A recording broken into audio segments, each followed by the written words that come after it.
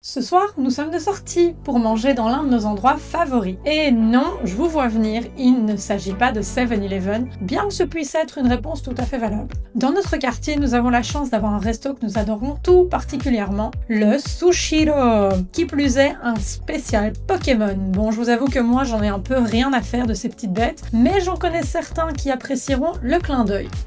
Le concept est simple, vous avez 1 heure pour manger autant de sushis que vous voulez, vous les commandez sur une petite tablette et ils arrivent fraîchement assemblés directement à votre table par un système de tapis roulant. Les prix à Taïwan sont un peu plus chers que ceux pratiqués au Japon, comptez entre 1,10€ pour les sushis et maki basiques et 2,50€ pour les plus élaborés, ça reste extrêmement abordable. Je suis une fan inconditionnelle de sushis et croyez-moi, une fois que vous en avez goûté au Japon, vous entrez dans une autre dimension. Sushiro, c'est l'entrée de gamme vraiment des sushis, mais c'est déjà un monde complètement parallèle par rapport à ce que nous avons en Europe. Comment dit-on encore? Un multiverse? Non, je sais toujours pas l'utiliser, j'abandonne, laissez tomber.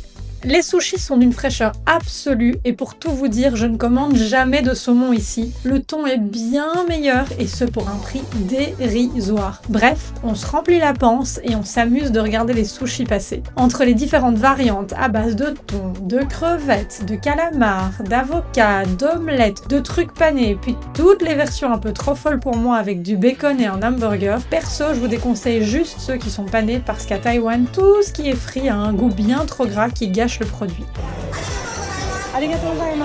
On sort repu et ravi, et quoi de mieux pour digérer que d'aller promener notre chien au parc. On en parle d'ailleurs de la taille de cet escargot aussi grand que ma main. On s'y balade une bonne demi-heure et on finit par s'asseoir sur un banc pour discuter encore et toujours et profiter des 25 degrés alors qu'il est 23h. À la prochaine pour de nouvelles découvertes culinaires.